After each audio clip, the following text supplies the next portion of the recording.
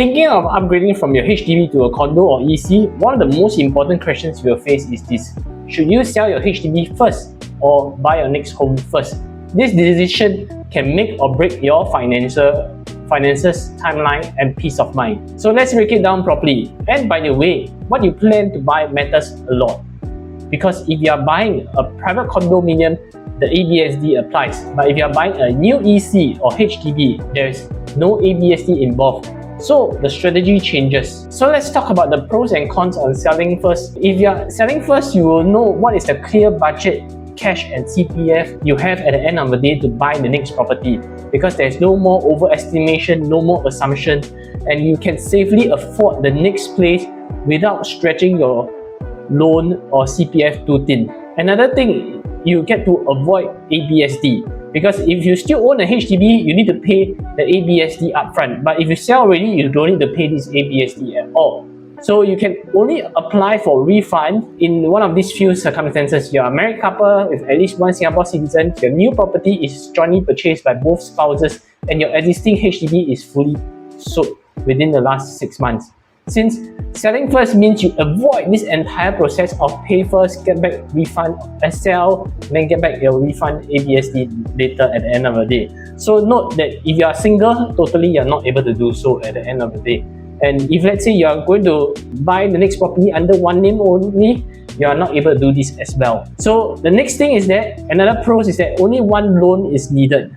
So there is no more stress about TDSR, the calculations. There's more flexibility in letting you choose between which banks and interest that you can take on at the end of the day.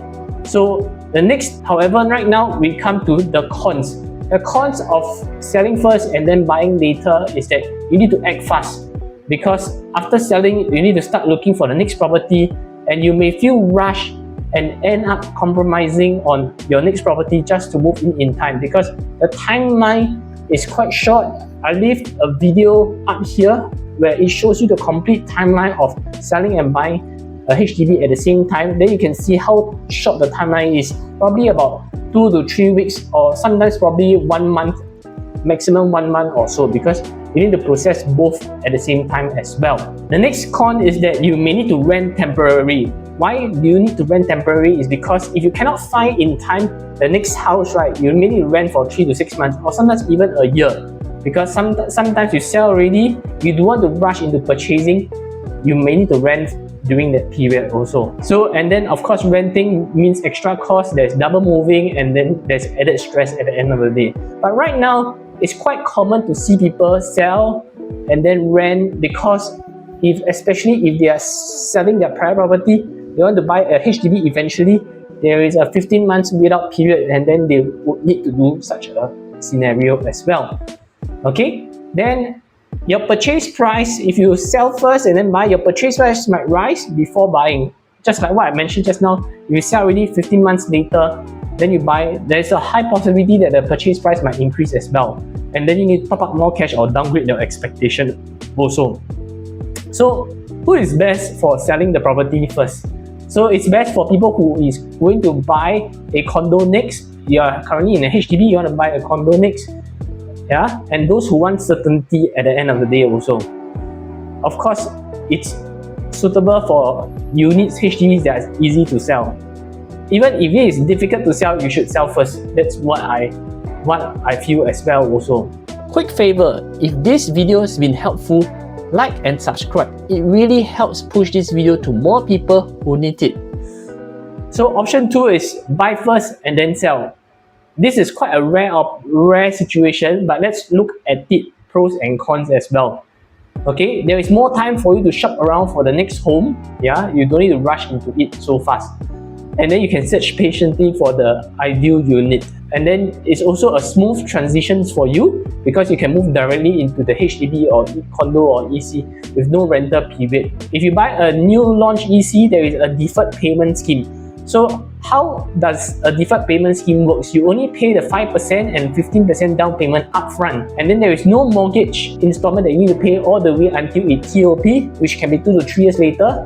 and you don't need to sell your HDB first, you can still stay there because you don't need to pay ABSD. About 6 months before the key collection, you can slowly sell the HDB itself. So in this way, you are able to still stay in your HDB and also still while waiting for your EC to be built. This is also applicable to BTO, but BTO, you do not have this deferred payment scheme. But for condo, private condo, it's not suitable because there is no deferred payment scheme and you need to pay the ABSD as well. And the cons of it is that you need to have strong cash and CPF and financials such an arrangement. Why is that so? You must be able to qualify for a second loan. If you're not able to qualify for a second loan, you will need to pay. You will only be able to get a maximum loan of 45% while still holding your HDB. Then you also need to pay an upfront ABSD of 20% as of this time of recording. Then you also need to pay the buyer stamp duty 4 to 5% as well. And then you, all in all, if you add up 55% over here for the down payment, 20% for the ABSD, and then 5% for the buyer stamp duty, you need to come up 80% of the purchase price for the next property itself, which is quite a lot for most individuals also, because it defeats the point already, because you're not able to use your current house money, where most of the time we have our money stuck in the current house also. And then your ABSD must be paid upfront. Of course, you can be refundable, which I explained just now in the initial slides. Yeah, but it's quite risky because you only have a 6 months period to do so also. Then you also need to be able to qualify for the second loan. Yeah, because especially if you have not fully paid for it, then you only can get 45%. But if you have fully paid off for your first loan, you can get up to 75% for your second loan itself. So there's a risk of holding two homes. You have to be responsible for your property tax, CPF interest, utilities, maintenance, and so on and so forth also. Which scenario works best? So when buying first makes sense, if you are buying an EC or BTO, so you can just go and buy first, then wait for key collection nearing, then this is quite common, okay? BTO, because the amount that you need to pay is not very substantial, or if you're confident your HDB will sell fast, or if you have very strong loan eligibility as well. If this video helped you see things more clearly, help me out by giving it a like. It tells the YouTube algorithm this content is worth sharing.